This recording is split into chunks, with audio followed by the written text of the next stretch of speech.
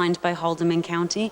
As council's aware, we have been operating in conjunction with Haldeman, the Tom Howe and the Canberra landfill sites, and we did not have an agreement in place, and this is to formalize the agreement, and I'd be happy to answer any questions.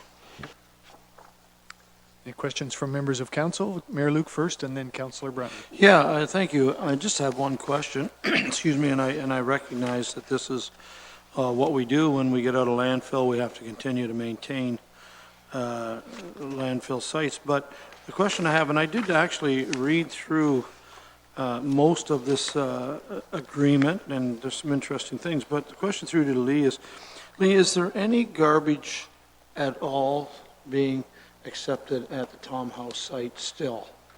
There is not. Thank you. It is closed. Thank you. Councillor Brunton. Thank you, Mr. Chairman. I kind of think back of, I know the background of Tom Howe, but Canberra, did we ever haul any garbage in there from Norfolk? I don't recall that. Through the chair to council, there was some historical use of that site, yes. By Norfolk? By predecessor municipalities to the current Norfolk County, yes.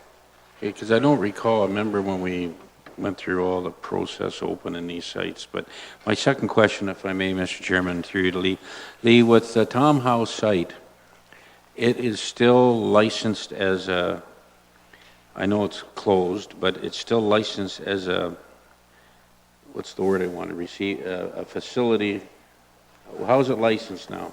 It's now licensed as a closed landfill site, so that we're responsible for it, and we have an environmental compliance approval that has to be adhered to in perpetuity.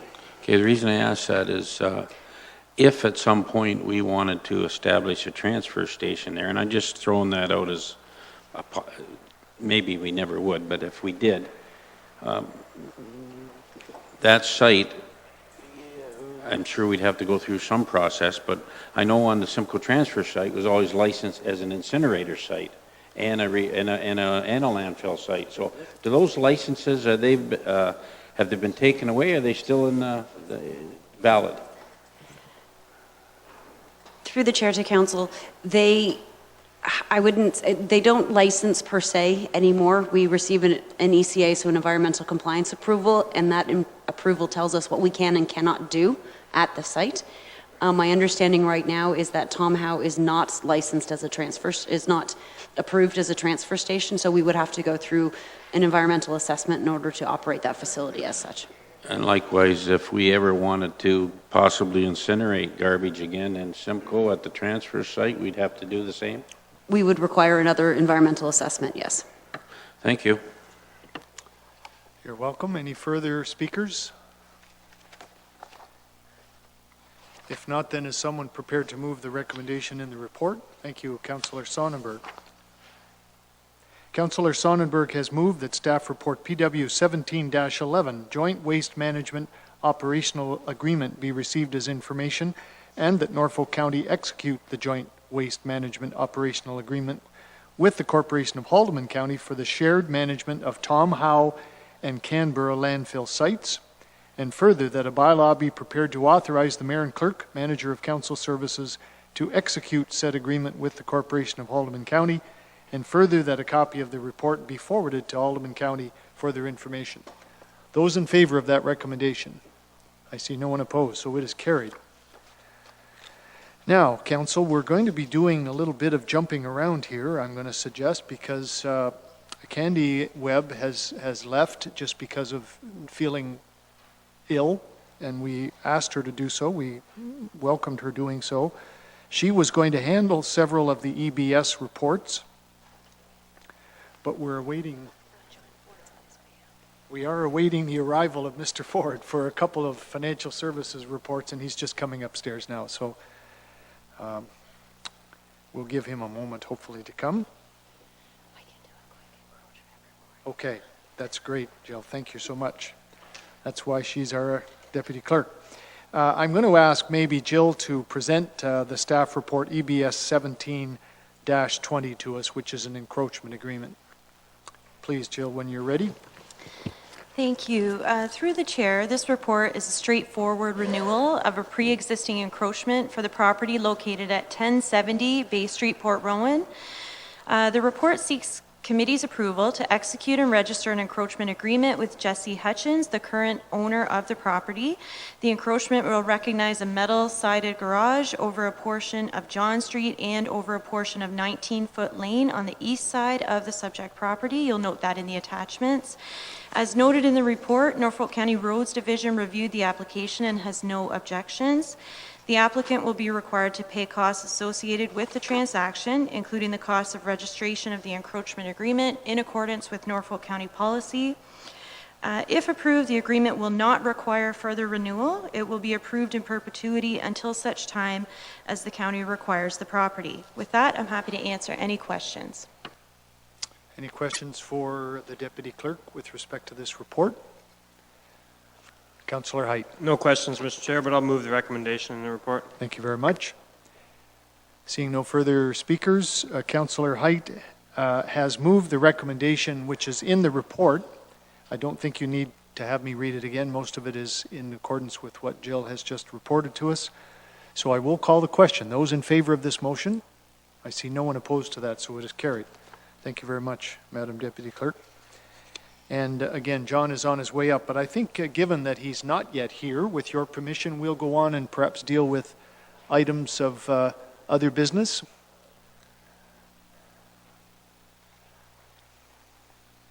And I'm going to deal with members around the council table, I think, first, and we'll get to staff eventually. So, Councillor Brunton, I don't want to put you on the spot as the first one. Do you have any items of other business to bring forward this evening? Thank you. Councillor Black. Yeah, I do have one, and I subscribe to Bird Studies Canada and get the magazine. I don't know if, I think all council might get it online, and I don't know if you looked at the most recent one, but there's an interesting article in there by John McCracken from Bird Studies Canada, very noteworthy authority on birds, and he's written an article about the Long Point Causeway and the success story of the eco passages. I haven't got the article with me, but he notes, many statistics on the total roadkill before and what it is now, which has dropped substantially, and also talks about the effects of putting that causeway in. I think it was 1928 or something like that, to the whole ecosystem. It's kind of blocking up Big Creek and backing it up and sediment and not allowing the water to ebb and flow. And but anyways, he's indicated that this causeway project and does, of course, mention Norfolk County. So I think it's a success story for all of us, all the council for approving it and staff for implementing it. So, thank you very much for that, Councillor. Councillor Wells, anything for this evening? Thank you very much, Mr. Chair. Mr. Chair, good news. I have nothing for the good of the cause. No news is good news, right? Councillor Sonnenberg. Just a little bit of useless information. We just mentioned the Tom Howe dump site. I knew Tom Howe personally, and my father rented his farm before that dump existed. So I remember cutting hay and combining and everything on that piece of property. And one thing about Tom Howe, he was a World War II vet. He was wounded at Dieppe, and he had a wound on his leg that never healed. He changed bandages his whole life after that escapade. So he was quite a man. Thank you. Thank you very much for that. That was interesting. Councillor Height. Thank you, Mr. Chair. I just have one quick one, I guess. It's on the ECDAV committee, or TDAB committee that I'm on now, and as the sole council member, I'm having a bit of a dilemma with it, because we had a few long-standing members that didn't have their terms renewed, and obviously it's upsetting to them. They've spent years and years on it, but that's not the issue. I understand there will be some turnover and things like that. I guess the problem is that neither I nor the chair knew it was coming, and I don't think anybody likes to get those phone calls. And I was suspecting that as the chair of a committee, you would have some, I don't know, forward vision onto what is happening on the committee, but it doesn't appear that seemed to work out very well, that's for sure. And then you'll remember when we did the budget session, we moved our council meeting up until the Monday. All right? That was when our last meeting was. So I wasn't even able to attend. And then now we have another meeting coming up, and our chair can't go because he has to take his mother for eye surgery. Well, it complicates things because obviously we're going to have the election that day. So isn't our committees, don't the council members and the chairs, don't they get a say into when we actually have our meetings? Well, I'm sure, Councillor, they should if they don't. On the first point, in terms of notifying the chair as well as a council appointee of any changes in membership, we know that this wasn't the first instance where that happened. One of our other committees that happened as well, and the chairman or chairperson was caught a bit blindsided by it. So I'm almost suggesting, and this may go to the clerk's office, could we change our protocols such that each time there are appointments, either reappointments or new appointments to any advisory committee of council, that the chair of that particular committee be informed as well once that decision is made by council. I think that would be a courtesy and recognizing the kind of concern that Councillor Heides just brought up. On the second matter, Councillor, in terms of a date for the meeting, are your meetings scheduled, I presume, all year long pretty much, or? No. No. No, they're done on the fly. Okay. That's why I don't understand how we would have a committee meeting the day we have council. Like, if you don't want me to go, okay, I won't go. But you're going to put it on the day that you know we have a council meeting? Well, these things do happen. I can't explain why, other than by accident, I guess. But again, to the clerk, normally our advisory committee meeting schedules are set a certain day of each month, I would imagine. And so are our council meetings. Yes, I realize Right? that. So someone needs to see if there's a conflict coming up. I guess that's your point. Yeah, that and I'd appreciate, like, to notify the chair is pretty important when you're losing some of the members of your team or your committee. At least it would have been nice to say thank you. Absolutely. Well, I'm sure those members departing were probably given a letter of thanks. I would hope that's part of our protocol again. Yeah, but I agree with you entirely, and I think the clerk has noted perhaps that can become part of our protocol. Okay, thank you. Thank you for bringing that up. Councillor Geisens, anything for other business tonight? Tonight, thank you. Thank you. Councillor Columbus? Nothing. And Mayor Luke? Just quickly, Councillor Black, thanks for bringing up that article because I've read it. No, not at all. Don't be sorry. I got my Birdwatch Canada, and Councillor Black has mentioned, and I'll just give you just a quick count, it'll take 30 seconds here. The author was involved in conducting the first two survey years starting in 1979 of the road kill that was found on the causeway, and they counted 10,174 animals representing 79 species that were dead. Leopard frogs were the largest group that were killed, 8,601. Birds second, followed by reptiles and various mammals. They estimate now through other follow-up, that 80% of roadkill has been eliminated on the causeway because of this project. So anybody wants to read that, I've read that. It's good stuff. Thank you, Mr. Chair. Thank you.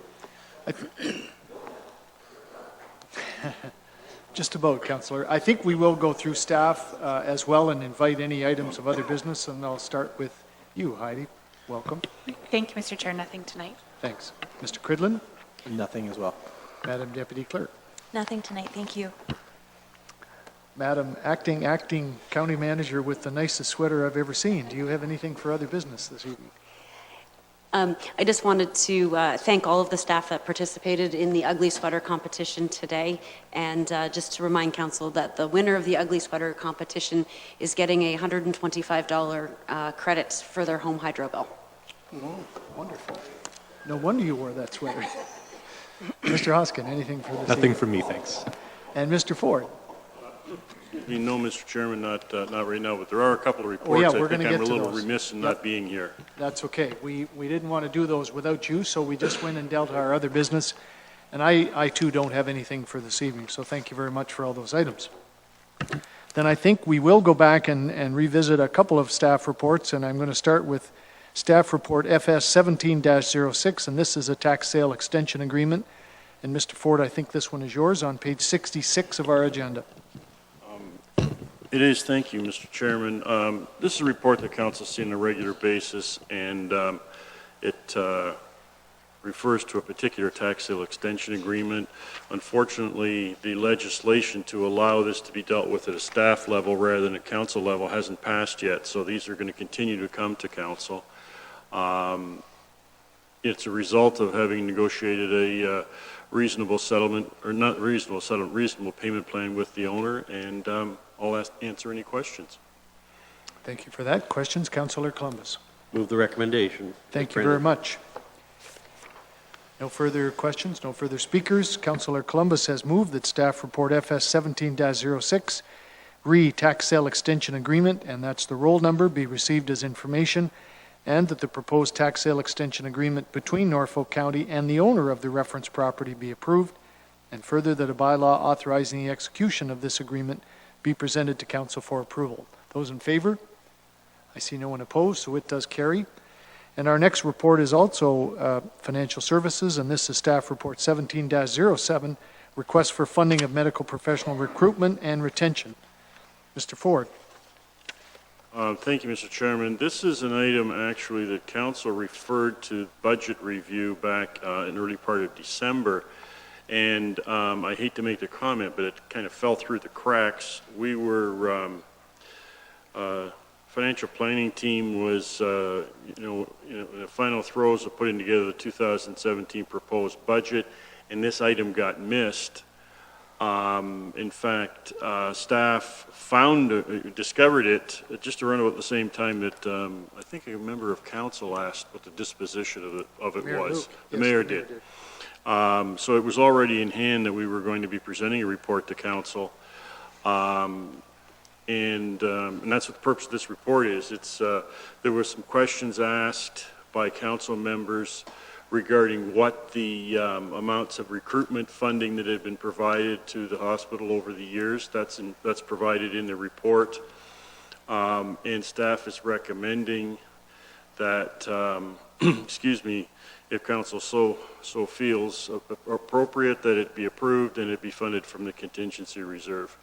And again, I apologize that it wasn't included in the budget. The timing of it was just a little out of sync with the preparation of the budget. Thank you. There are a couple of speakers. I'll start with Councillor Height, then Mayor Luke. Thank you, Mr. Chair. Through you to the Treasurer, what happened in years 2010 to 2012 and 2016? I don't see them being on there. Did they not receive funding on those years? Through you, Mr. Chairman, to council, their funding was, I don't want to use the word hit and miss, but they approved, CCA was approved for 7, 8, 9, and then 13, 14, 15. So it was approved in 3-year tranches, if you want to call it that. In the intervening years, I think there wasn't any request for funding, and that's why there's nothing there. Oh, so it wouldn't be setting precedents if we skipped this year and did a 3-year next year then? No comment. Thank you. Mayor Luke? Well, Mr. Chair, I would like to put a motion on the floor, if I may. Sure. I would like to, the recommendation here is to receive this report as information. I'd also like to further recommend that we do not at this time fund the doctor recruitment request of the NGH. Excuse me. No, I'll speak to that when you allow me to. Okay, thank you, Mayor Luke. So in other words, the mayor's motion would be to receive the report as information and that Norfolk County decline the request for funding for 2017. That would be the motion, Mayor Luke.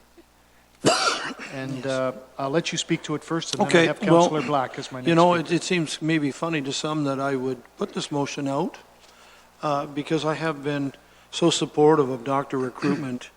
And as this council has, I don't mean just myself, but this council And the math is there.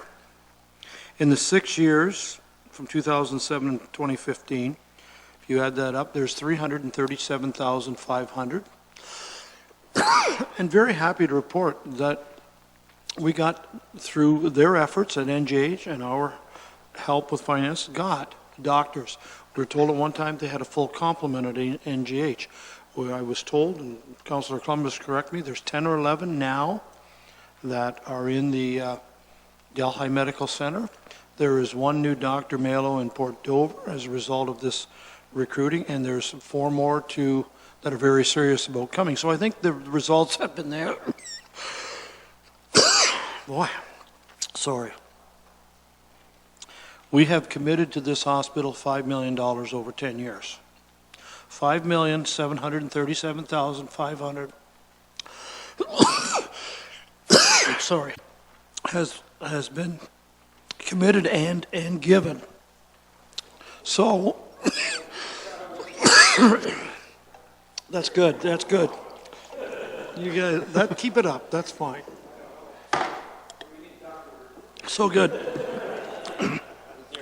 So to make a long story short, we have committed $250 to the Delhi Medical Center. We have already issued to the previous Port Dover Medical Center Committee $150,000. And again, in total, that's $5.7 million plus. So I'm not going to back down from anyone that comes to me and criticizes myself or this council and says, come on, we'll always need doctors. Yes, we will. But we only have so much money to go around. I think the numbers are there. I'm proud to be contributor to the well-being and the future of NGH, our medical centers, and I think it's just time. We know that the Delhi Medical Center, Mr. Chair, has backed off of their second request because they still have 2 more years.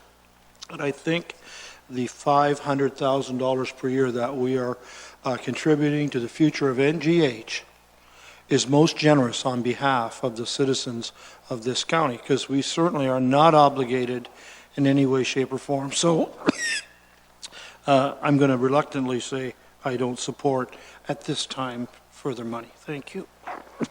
Thank you very much, Mayor Luke. Councillor Black, you wanted to pass after all. Councillor Breton? Yeah, just a question. I certainly haven't been around when many of these grants or finances were given to the hospital. But is there any, do we get any kind of a breakdown where this $337,000 went? They say it was for doctor recruitment. Is there any details of how it was spent? Nothing? Mr. Ford, can you shed any light on that? Through Mr. Chairman, no, there was never a report provided to council, nor has council ever asked for a report in terms of what the amount of, or how the funds were being used. I know that when Ms. Esfand's been here, she's talked about different ways and means that they've gone through, but there's been no formal reporting. Well, okay, I'll leave it at that. Thank you. Thank you. Any further speakers? I guess the only observation I would make, 2 things, Mayor Luke, with respect to your comments. Number 1, we are, as you said, we're hoping that there are going to be 2 or 3 other doctors that are planning to come to Port Dover this year. It would be nice to see how that unfolds this year. They've already made that commitment. And I think we would all agree with your comment that without our $5 million contribution commitment over 10 years, the $13 million campaign would be nowhere near where it is now. And we know that's going to attract doctors as well. So I think your motion is well put. Mayor Luke then has moved that staff report FS 17-07 request for funding medical professional recruitment and retention be received as information, and that Norfolk County decline the request for funding for medical professional recruitment and retention for 2017. Those in favor of that motion?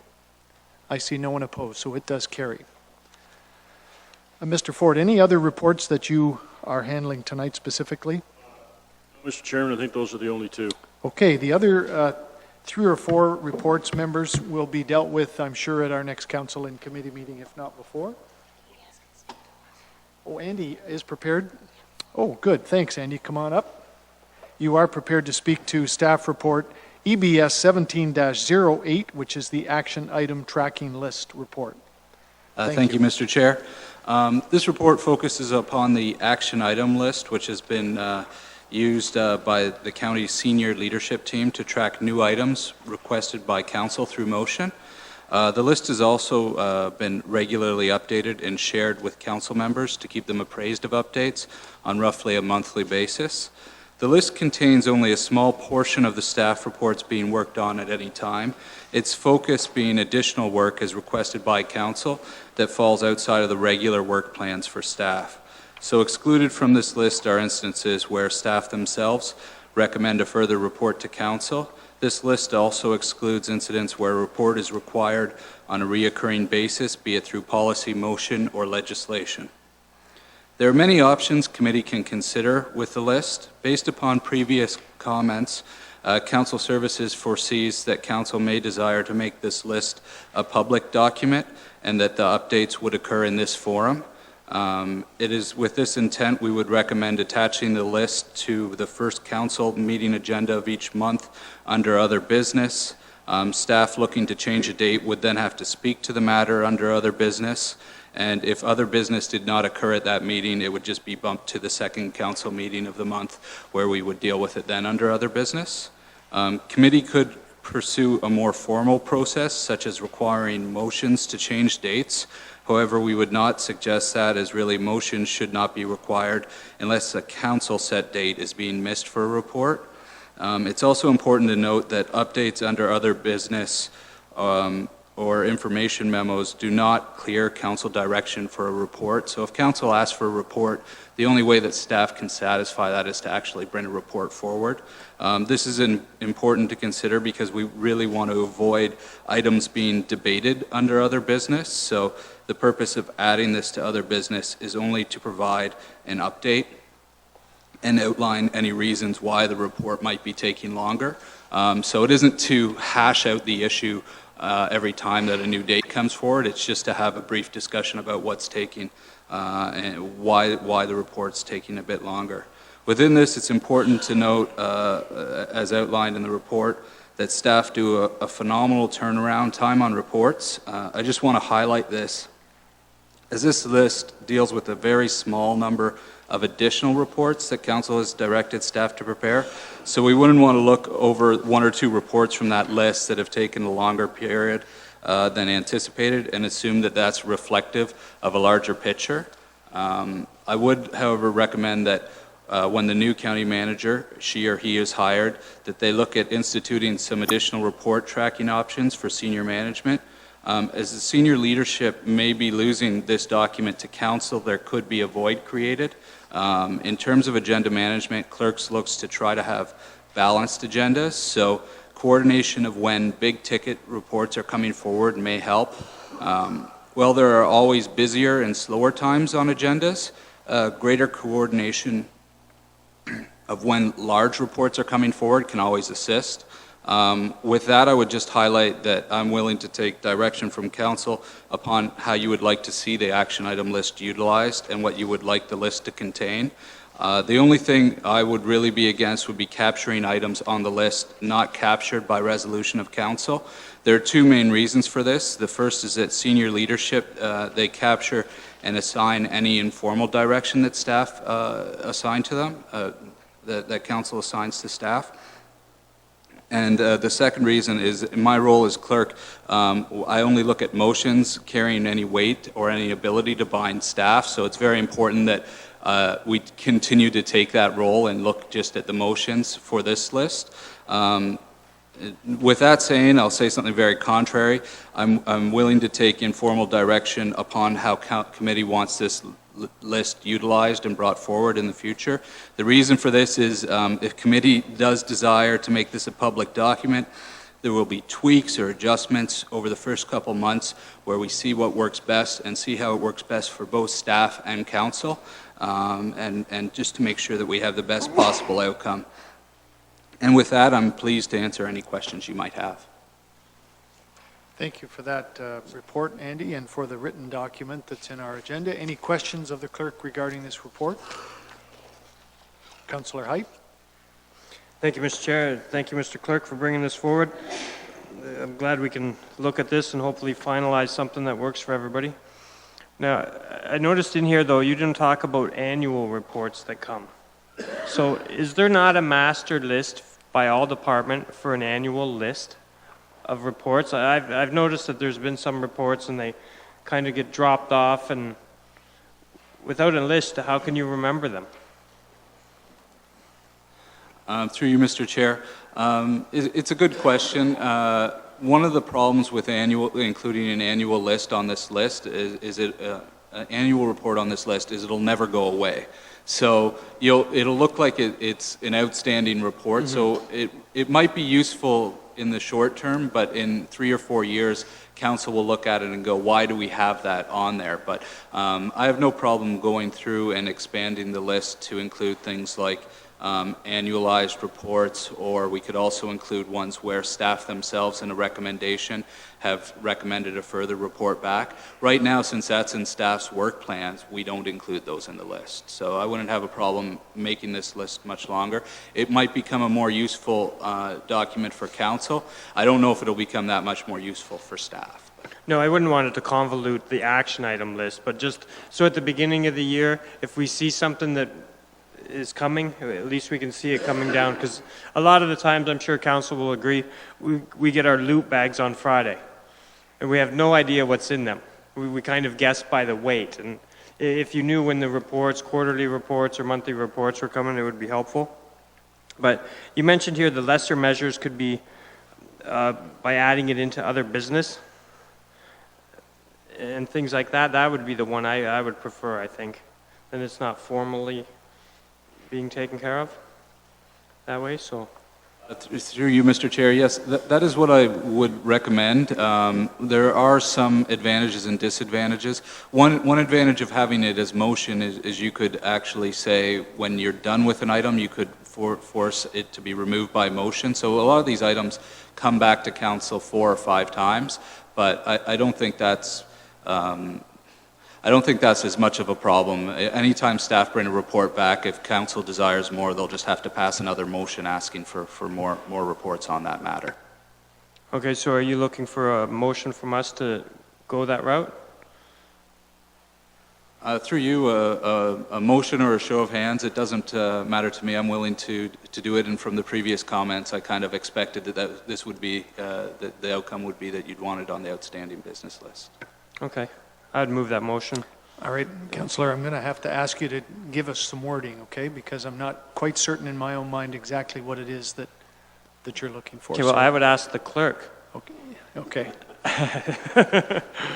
Andy, are you as the presenter of the report, can you give us suggested wording that would accomplish what Councillor Height has requested?